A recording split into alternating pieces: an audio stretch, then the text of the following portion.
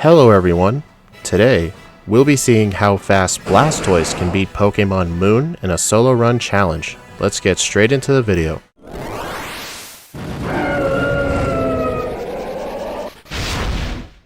Last week we played through Pokemon Moon with Charizard, and it definitely did get very lucky at some of the hard Olivia fights, allowing it to get a higher rank than it honestly deserves. But still, I did pretty good in that run. Today though, we'll be playing Blastoise, and honestly, I think this will be middle of the road compared to the three starters, because it's more of the defensive type, and I can prove it.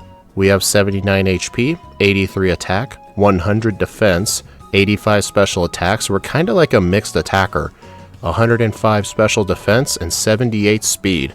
We're in the medium slow level up group as well, but sadly 78 speed just isn't going to be enough to not go with a plus speed nature unlike Charizard. So for this playthrough today, we're going with a naive nature for extra speed and less special defense. And sadly, unlike Charizard, where we were able to get access to a level 1 Air Slash, all we get is Tackle, Tail Whip, Water Gun, and Withdraw. Flash Cannon is only available through the move reminder, or the TM for it of course. And then after that, we'll get Bite at level 17, Water Pulse at 29, Aqua Tail at 33, then Hydro Pump all the way at level 60. Just a lot of average water moves, although there will be some uses for Aqua Tail coming up. But at least via TM, we get the only water move that we can actually get, Scald. If we did not learn Scald, we would essentially have to just stick to Water Pulse and Aqua Tail and probably use Hydro Pump at the end of the run. But thankfully that's not going to be the case. And besides that, we also do get the TM for Workup, which is going to be very good. And we also get Hidden Power, which for this playthrough is going to be Hidden Power Ice. And then we also get Ice Beam, Blizzard, Rain Dance, Smackdown, Brick Break, Rock Tomb, Focus Blast, Scald, Fling, Bulldoze, Rock Slide, Dragon Tail, and Flash Cannon. And remember when I said that Scald was the only water move available? Surf and Water Pulse, and Dark Pulse for that matter, are only available in the post-game. They really did not want water types to have good moves. Even though Water Gun is a below average move, with the same type attack bonus and just not many things early on resisting water, I can defeat the trainers in the trainer school pretty easily and make my way to the normal type trial. The Raticate isn't going to be hard since we learned the TM for Brick Break, which is 4 times super effective. And with the Raticate defeated, we now gotta go take on Hala. It will be a little bit difficult, but I think with Workup and Brick Break it'll be just fine.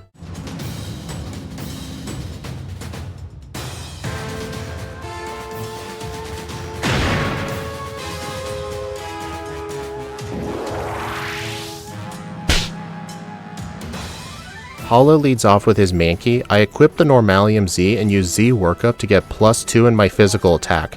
This allows the Mankey to be on one-shot with Brick Break, and then on the Makuhita, I will one-shot it as well.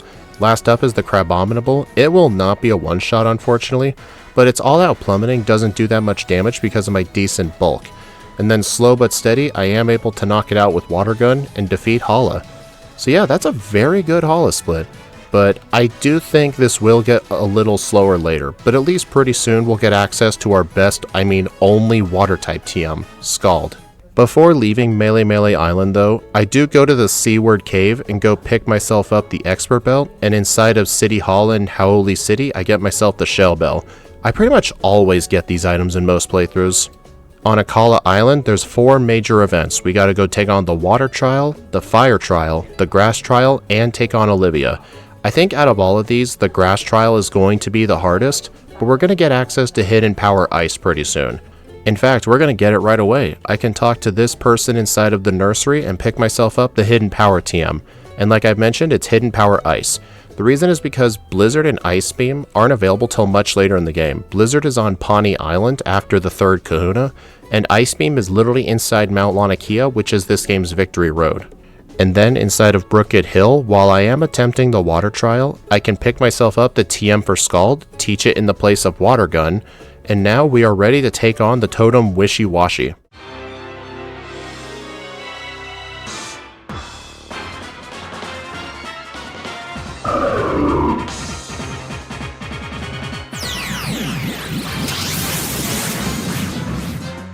Against the Wishy-Washy turn 1, I just go for a single workup while it hits me with Growl.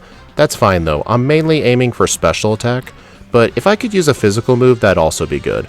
And unfortunately, I do get hit with a massive critical hit dealing over half health, while my own Skull does about 2/3, but the Citrus Berry puts it out of that range and puts it into green health, but fortunately it will still be a 2-shot in the end, and I can knock out that Wishy-Washy, as well as the Helper Wishy-Washy that follows. Defeating this trial gives me 2 very good items. I can get the Waterium Z, and the Mystic Water from this kid. So yeah, we're just going to be rolling. I'm also currently holding the Amulet coin. I'm trying to get as much money as I can for vitamins, because by the end of the game, we're going to mainly want Special Attack and Speed EVs, at least 132 to 136. The 136 Speed EVs is to make sure we outspeed pretty much everything except Kahili's Crobat, because Kahili's Crobat is so fast, its moveset isn't really the best, so it's not a big deal if you can't outspeed it. But it will outspeed everything else, including Kukui's Lycanroc. I finish up the Battle Royale, nothing really interesting happens, and then inside of the Thrifty Mega Mart, I'm going to give $1,000 to this quote-unquote Hypno and get myself the TM for rest. Then I can go up Wella Volcano Park, and I'm going to do some basic training on these Marowaks. By choosing to fight the incorrect Marowak, I can challenge it over and over again, getting decent experience and some defense EVs in the process. Defense EVs are generally very useful for Kukui's Lycanroc, as well as the Mimikyu fight in the Ghost Trial. I don't fight the Marowaks for that long though, I just need level 25 for the Salazzle. And with all that done, the Salazzle is just going to be an absolute joke. Check this out.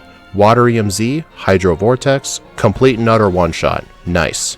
Alright, Grass Trial is coming up next. I'm not ready to take on the Totem Lurantis yet because at level 26, Hidden Power Ice even with the Expert Belt will not do enough damage, and Solar Blade will absolutely devastate me.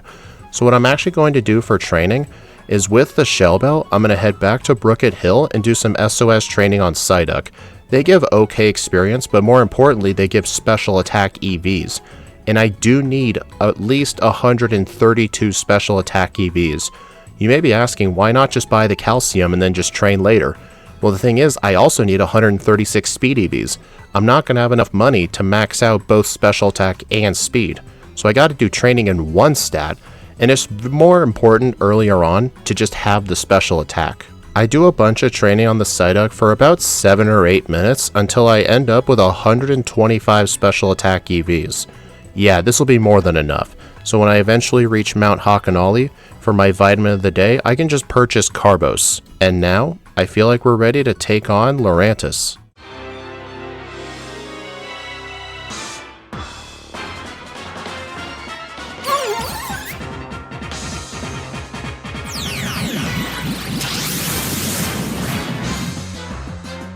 Against the Lurantis turn 1, while it does hit me with Solar Blade for massive damage, I am going to 2-shot it with Hidden Power Ice, because at level 30, with the Expert Belt, at around 125 special attack EVs, it will be a clean 2-shot. If I did not invest the time and do special attack training, even with the Expert Belt, Hidden Power Ice would not have 2-shot, and the fight would have been almost impossible. So that was the reason I needed to do it. And besides, the EVs are needed later anyway.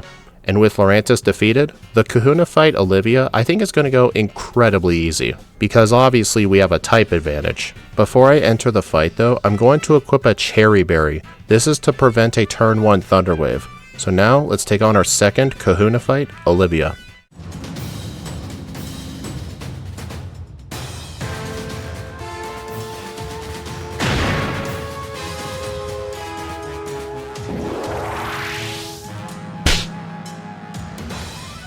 Olivia leads off with her Nose Pass. I go ahead and use one Brick Break just to break the Sturdy.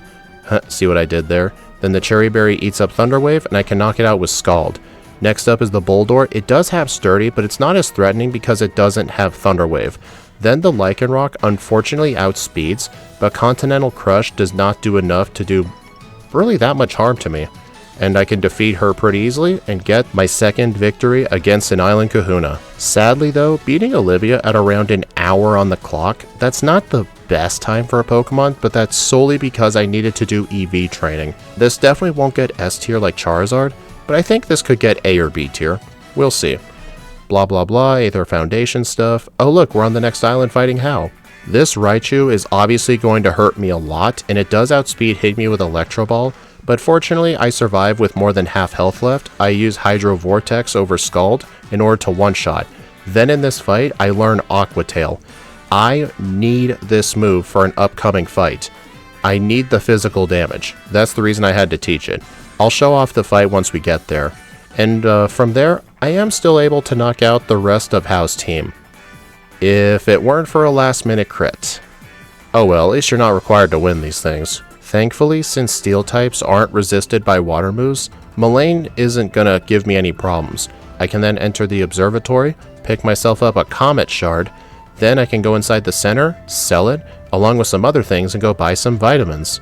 And today's vitamin of the day is Carbos. Like I mentioned earlier, we've effectively gotten all of the special attack we need, and we still need more speed. And now, let's go take on the Totem Vikavolt.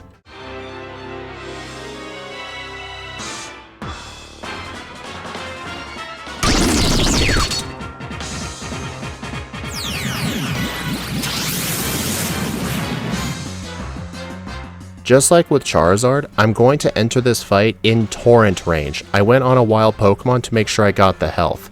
And here's the thing, with Torrent, using the Water EMZ on Aqua Tail, this will be a physical Z move, which will allow me to completely one-shot the Vikavolt.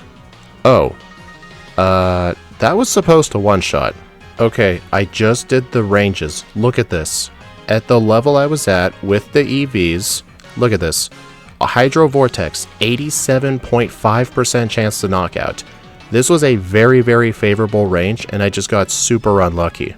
I was so unlucky with ranges, it took me 3 tries to actually knock out that Vikavolt, so I kept getting the 12.5% chance to not one-shot. That was just pretty dumb. Maybe I could have bought some protein to make that a little easier, but still, it was a very favorable range. Thankfully, Guzma doesn't provide any problems, and before I can take on Mimikyu, I'm actually back at Route 10 right here. I'm actually going to be fighting Fearow in these trees for Speed EVs. I'm still a little bit short on Speed EVs. I could just go train on Zubats, but the problem is I'm too high of a level to reliably do SOS training, because I don't have a move like False Swipe. So what I can actually do is run back and forth on this route, and in Sun and Moon, these trees have an 80% chance of spawning Fearow, 20% chance of a Skarmory. Those odds were lowered in the Ultra games because they added another Pokemon in there. But I can just fight enough Fearow until I get the Speed EVs that I need, which is 136. I do stop at 129 because the Team Skullgrunts will give me enough Speed EVs. And now, let's go take on Mimikyu. I just wanted to make sure I got the EVs first.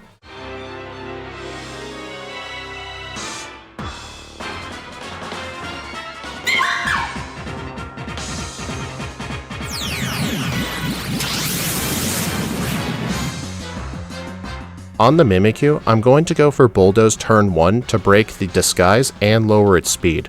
So then from here, I'm going to use a singular workup. I'm going to knock out the Mimikyu in one hit with a Hydro Vortex based on Aqua Tail. This will actually one-shot the Mimikyu from the health it's at.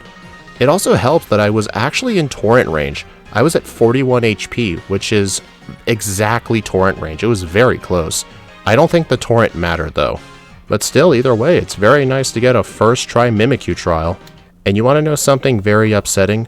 I was trying to find a Cherry Berry, I still needed one more, so I actually went into this tree just south of the Ula Ula Meadows, and I kept resetting over and over to find a Cherry Berry, and then eventually, when I was streaming this in the Discord, one of the viewers said, "Hey, there are no Cherry Berries there." I'm like, oh shoot. So yeah, I essentially got 10 resets there for absolutely nothing. I did debate removing these resets off the counter, but in the end, I decided to leave them there because it's a part of the run story. I do get some blackouts to some random trainers before Po-Town, but inside of Po-Town, I don't really have any problems. And now we gotta go take on the Island Kahuna Nanu. I'm not too worried about him. Blastoise has been pretty decent against the Kahuna fights here.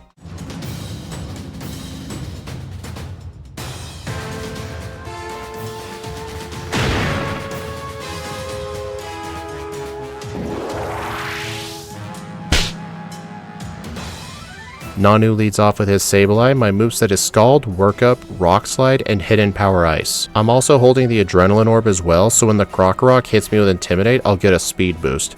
I'm just going to go ahead and use a couple of workups and then knock out the Sableye with Scald. Next up is the Krokorok. My speed gets boosted and I one-shot. And then last up is the Persian. I get flinched with Fake Out, and thankfully Scald is able to knock out the Persian from there. That also was not in Torrent either, so I was always going to one-shot it from how much I set up. Before I clear out the Aether Foundation, I'm going to go back into the Mali City Park, and I'm going to pick myself up an Air Balloon. I'm going to be using this on the Hapu fight, because since we resist Iron Head, the best move she can use is Sucker Punch, and if I'm just spamming Workup, that obviously won't do anything. And with this item obtained, I can clear out the Aether Foundation pretty easily, including the final Guzma fight, as well as the first battle you have against Lusamine. It does suck how annoying the Clefable is with using Moonblast constantly trying to lower your special attack, but thankfully I still do win and I get all that juicy XP. Alright everyone, we are at Pawnee Island. I'm actually going to get an interesting item here, I've never picked it up before. Inside of this boat that looks like a Steelix, if you exit out the side door right here, next to this guy fishing, you can actually get yourself the TM for Flash Cannon. I'm going to be using this move in the second Olivia fight, and inside the Pokemon Center I get the TM for Focus Blast. I don't bother getting Blizzard because we don't need it, Hidden Power Ice will be enough. And speaking of enough, we are more than ready to take on Hapu, so I'm going to equip the Air Balloon and get started with the fight.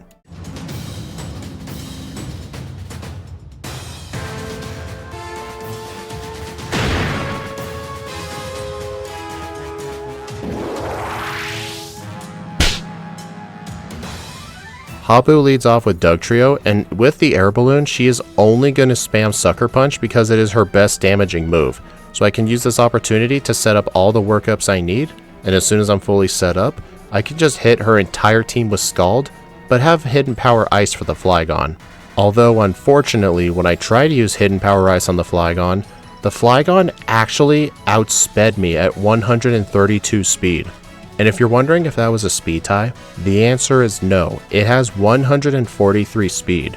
I just need to make sure I have a bit more health to spare. And thankfully for me, when I do get to the Flygon, I still have the Air Balloon up, so it just hits me with a different kind of move, not doing as much damage as Earth Power was doing.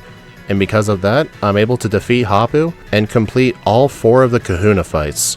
And now with Hapu done, we just have to go through the vast Pawnee Canyon and fight a lot of the trainers in here.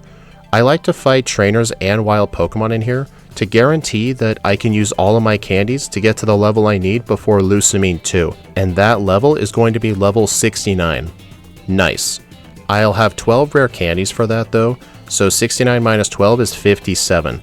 So I enter this place at 52, I'm going to need to get 5 levels worth of experience. That's going to be a decent bit of trainers and wild Pokemon, but it's nothing I can't manage. By the time I get to the Totem Komodo fight, I'm level 56. I am almost level 57.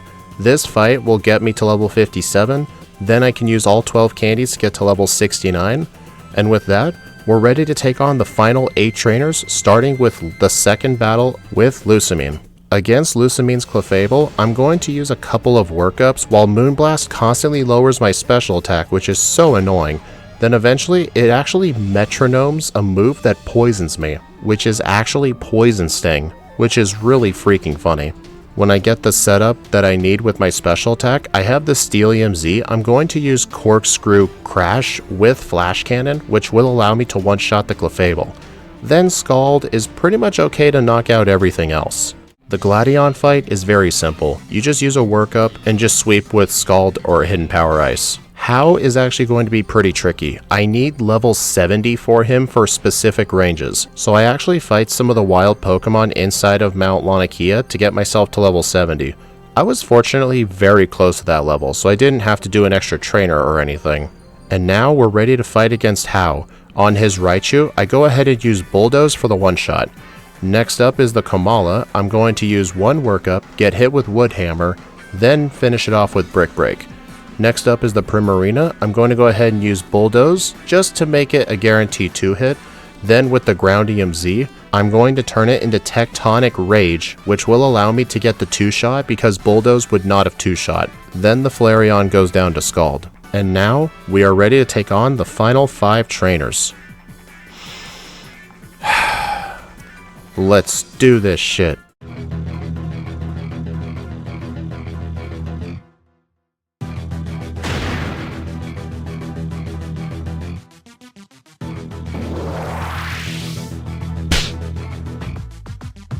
The first member of the Elite Four I take on is Olivia, the Rock-type user. She leads off with Relicanth. Normally it likes using Yawn turn 1, but that's what I have the Lumberry for.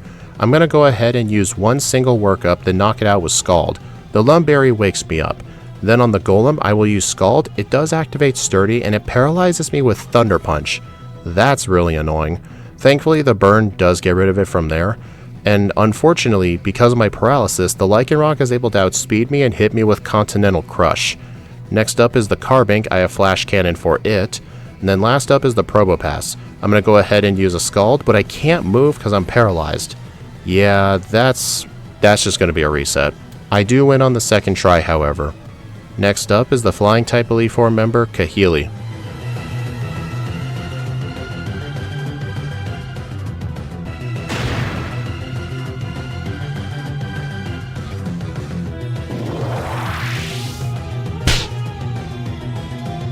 Kahili's Skarmory is very pathetic to set up on. It just has Steel Wing, which I resist. It doesn't even have a flying move.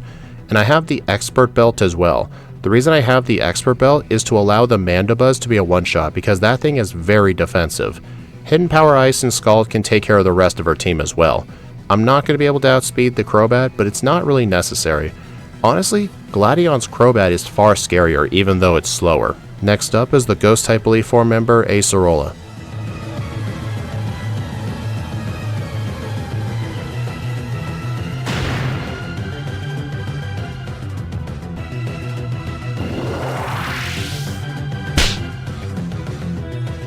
Acerola leads off with Sableye. I'm going to go ahead and use one workup after getting flinched with Fake Out. Shadow Claw does okay damage, then I get hit with Confuse Ray. It's only a 30% chance to hit yourself in Gen 7, so hopefully I don't get super unlucky. I can knock out the Delmise with Hidden Power Ice, I snap out of Confusion, and then Scald knocks out the Palisand, the Frostlass, and then on the Drifblim I just switch to Hidden Power Ice for the 2-shot. Next up is the Fighting type Elite Four member, Hala.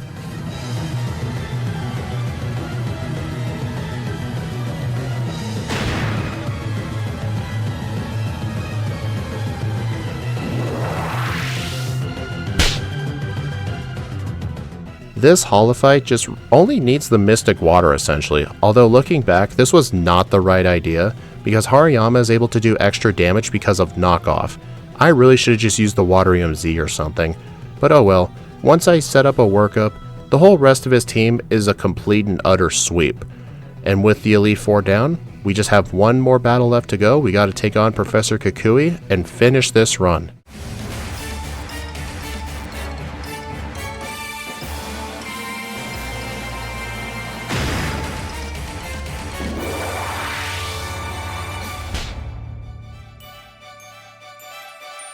I enter the Kukui fight with Scald, Workup, Rock Slide, Hidden Power Ice, and I'm holding the Waterium Z. Against the Lycanroc, I'm going to use one Workup while Stone Edge gets a critical hit, but it still does less than half. I'm able to get to +3 and then make it to the Magnezone. I'm going to have to use Rock Slide and hope for a flinch.